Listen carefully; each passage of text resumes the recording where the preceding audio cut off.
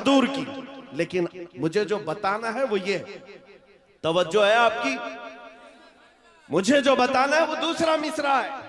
आला हजरत फरमाते हैं इस निशानी के जो सग हैं नहीं मारे जाते। अल्लाह अल्लाह अल्लाह अल्लाह। इस निशानी के जो सग हैं नहीं मारे जाते। सग का मतलब मैंने अभी बताया क्या है, किसको कहते हैं सग, कुत्ते को कहते हैं। और आला हजरत फरमा रहे इस निशानी के जो सग हैं, इस निशानी के जो कुत्ते हैं नहीं मारे जाते। कौन सी निशानी? जिस कुत्ते के गले में पट्टा पड़ा हो उसे म्युनिसिपैलिटी वाले नहीं पकड़ते, उसको उठाकर नहीं ले जाया जाता।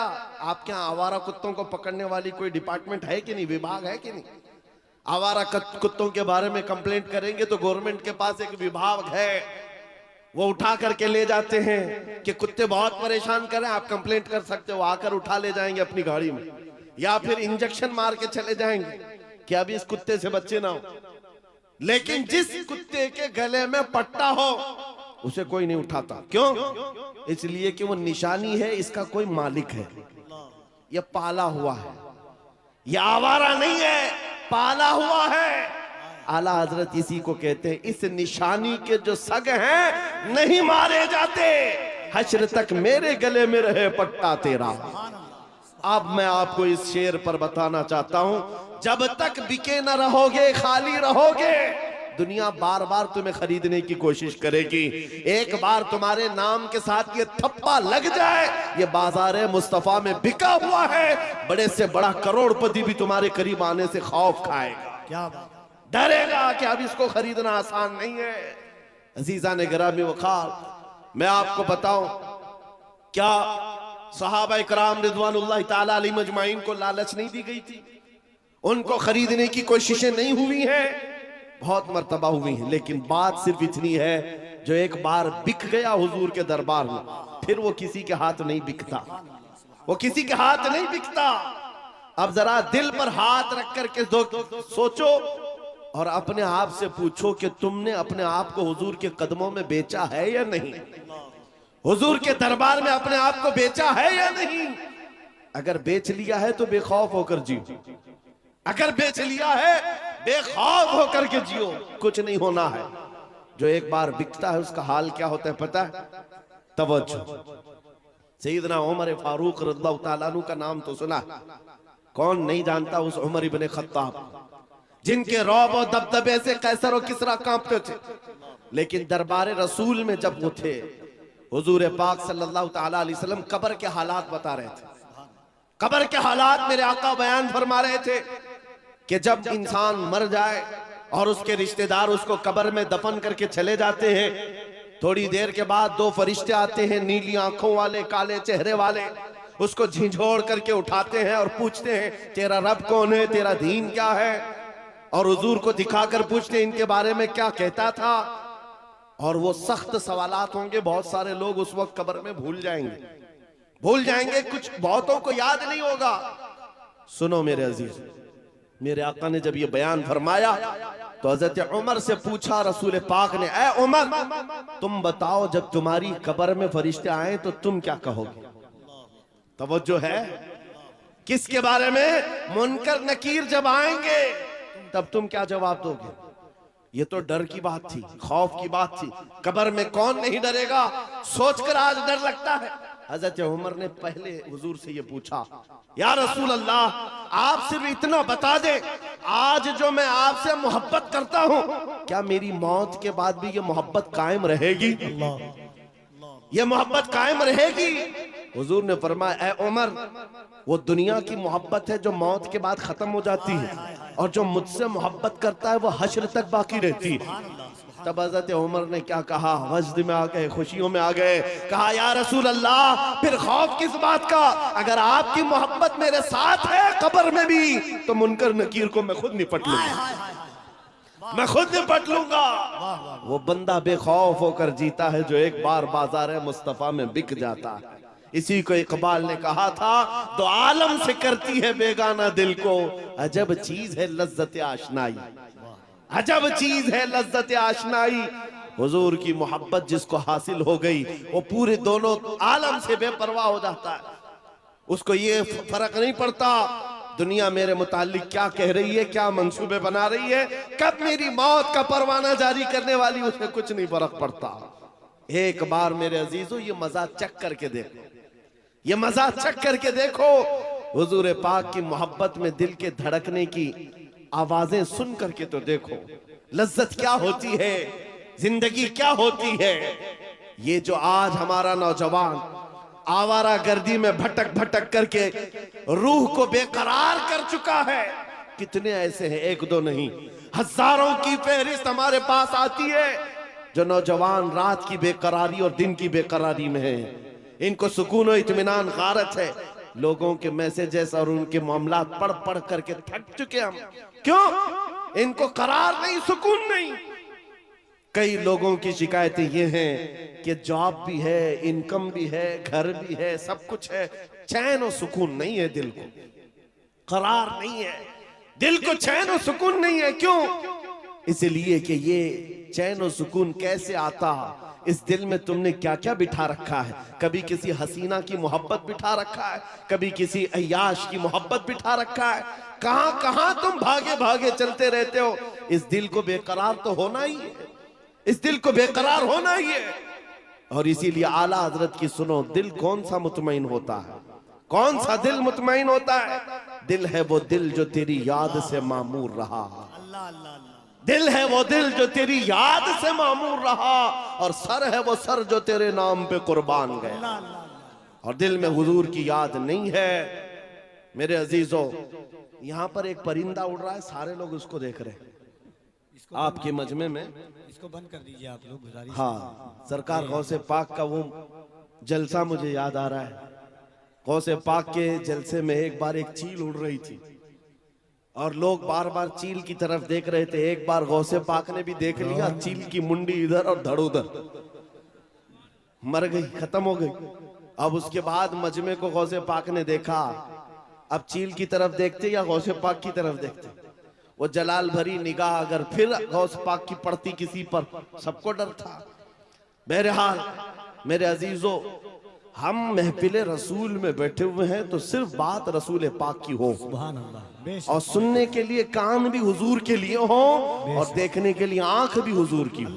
हम जो मजमे में बैठते हैं, ये मत समझो कि आप मुझे देख रहे हैं, इन उलमा को देख रहे हैं। इन आंखों को थोड़ी देर और इंतजार कराओ। मैं महफिले रसूल में बैठा हूँ, मेरे आका अगर करम कर लिए आंखें बंद हो जाएं तो खुद अपना दीदार कराते। अल्लाह। नारे तकबीर, और जरा मोहब्बत से नारे तकबीर, नारे रिसालत, अज़मते इस्लाम कॉन्फ्रेंस। तुम्हारा चैन और सुकून कब आएगा, तुम्हारे दिलों का इत्मीनान कब आएगा? इस दिल को आवारा जितने दिन रखोगे उतने दिन बेकरार रहोगे, उतने दिन ठोकरें खाते रहोगे। कई नौजवान ऐसे हैं जो पता नहीं आज आवारा गर्दी में है और कोई पागल बना हुआ है। आज ही की बात है, अभी सिल्लीगुड़ी से यहाँ आने तक एक साहब के मैटर को देखता रहा, पागल हुआ जा रहा है, सुसाइड करना चाह रहा है। पूछा क्या हुआ? लैला हाथ छोड़कर भाग गई। बात इतनी सी है, बहुत मोहब्बत करता था। लैला ने कहा अब हमारा तुम्हारा रिश्ता नहीं हो सकता। बस इतनी सी बात पर अब ये खुदकुशी करने चल पड़ा, जहर खाने चल गया।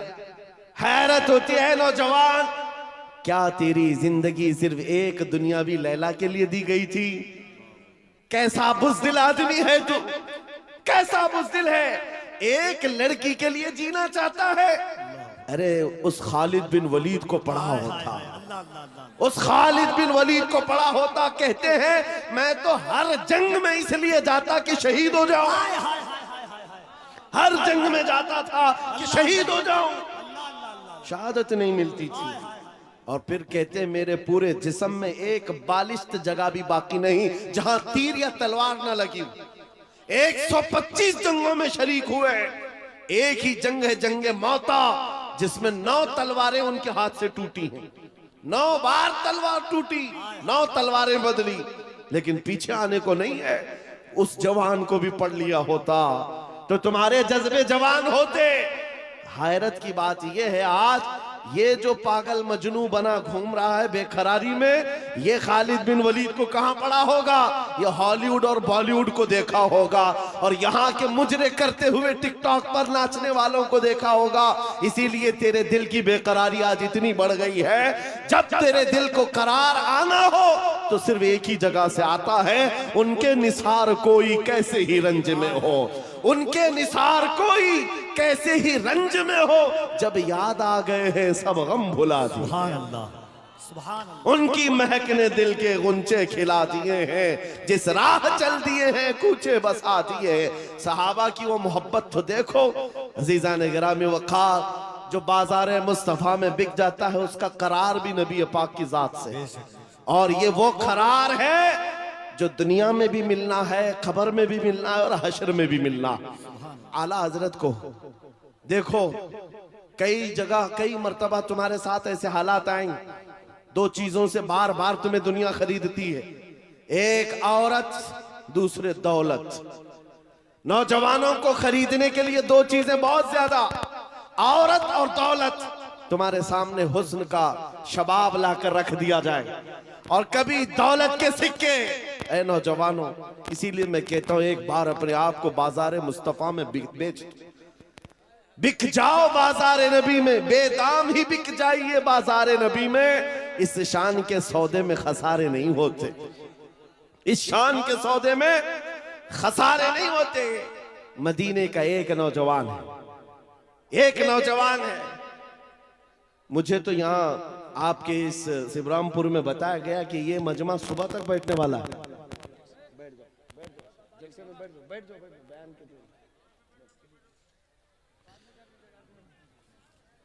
मेरे अजीजों, तवज्जो है आपकी। देखिए, जब बात हो रही होती है, हमें इस बात से हमेशा उलझन हुई है, पैसे ला कर देना या फिर कलाम में डिस्टर्ब करना, ये मुनासिब नहीं होता। महफिल के आदाब समझा कर, बल्कि बुजुर्गों ने फरमाया जब कोई शेख बात कर रहे हो और आप महफिल में आ रहे हो तो आपको सलाम करना भी मना है, कि आप बैठ जाओ उसी वक्त कि वहां पर मुज़ाकरा चल रहा है, खिताबत चल रही है, आपके सलाम का अगर जवाब नहीं देंगे तो क्या होगा, ऐसे ही चला जाएगा। महफिल के आदाब भी समझा करें, हर चीज का एक वक्त होता है। ताजमहल नहीं देखा तो कोई बात नहीं, मौका महल जरूर देखो। बहरहाल, मदीने तैयबा का एक नौजवान है, यहूदी घर का, माँ बाप दोनों यहूदी। बेटा एक दिन मस्जिद नबवी के पास से गुजर रहा था, हुजूर पाक सल्लल्लाहु अलैहि वसल्लम के चेहरे जमाले जहां आरा को देखा और खड़ा रह गए। हुजूर मस्जिद नबवी में अंदर है, सहाबा से कलाम कर रहे हैं, ये बाहर टकटकी बांध कर देखता रहा, दिल भरता नहीं था। मेरे अजीजों, हमने देखा है अपने मुर्शिद को, घंटों देखो तो दिल भरता नहीं था, और वो तो सरकारे दो आलम का मंजर क्या होगा, हुजूर पाक सल्लल्लाहु ताला अलैहि वसल्लम के दरबार का हाल क्या होगा। वो नौजवान खड़ा रहता और शाम होती तो घर चला जाता।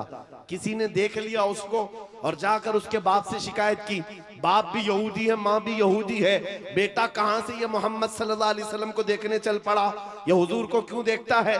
बाप से आकर किसी ने शिकायत की, बाप बड़ा सख्त था और दुश्मन रसूल भी था। बेटे को बुलाया और कहा, क्या तू रोजाना जाकर मोहम्मद को देखता है। उसने कहा, हाँ मुझे लगता है उनसे मोहब्बत हो गई, ऐसा लगता है, मैं रोज खिंचा चला जाता हूं। इतनी बात पर बाप ने मारना शुरू किया, एक दो मार नहीं, बहुत मारा। कहा, कल से उस रास्ते से भी ना गुजर। लेकिन दीवाने को जब एक चीज की आदत पड़ जाती है, पूरी दुनिया फिर उसे खरीद नहीं पाती। बाप की पाबंदियां अपनी जगह पर, बेटा चाहता था दूसरे रास्ते से जाए, कदम इधर ही खींचे चले आते थे। बारगाह मुस्तफा में आकर फिर खड़ा रहता, ईमान लाया हुआ नहीं है, मुसलमान नहीं है, यहूदी है, यहूदी के घर का बच्चा है, लेकिन हुजूर के जमाल को देख रहा है और सिर्फ देखता रहता। शाम होती वापस आता, एक दिन बाप ने आकर पकड़ लिया और वहीं से मारते हुए ले गए और घर ले जा करके जंजीरों में बांध दिया। आज के बाद से घर से बाहर ही ना निकल। माँ भी मारती थी, बाप भी मारता था, अकलौता बेटा था। बहरहाल, किसी आशिक को अगर सबसे ज्यादा अजियत दी जा सकती है तो उसके महबूब की जुदाई। तनम फरसूदा जा पाराज हिजरा या रसूल अल्लाह। या अल्लामा जामी ने कहा था, तनम फरसूदा जा पाराज हिजरा या रसूल अल्लाह, आपसे जुदाई के गम में आका मेरा जिस्म टुकड़े टुकड़े हुआ जा रहा। एक आशिक दूरी को बर्दाश्त नहीं कर पाता। उस नौजवान का हाल भी यही हो गया, बीमार हो गया। बीमार हो गया 2 दिन 4 दिन 8 दिन 10 दिन, बीमारी बढ़ती गई, उसकी जंजीर तो खोल ली है। अब जब इलाज किया जाने लगा तो तबीब और हकीम थक गए, कहा कि इसका इलाज मुमकिन नहीं है, ये पता नहीं बड़ी खतरनाक बीमारी में है, मौत के करीब आ चुका है। बस 2-4 दिन का मेहमान है, जो खाना चाहे खिला दो, जो पीना चाहे पिला दो। जब माँ बाप को ये खबर मिली कि हमारा जवान अकलौता इस दुनिया से जाने वाला है, अब वो उनके दिल मचल पड़े, रोने लगे कि हमने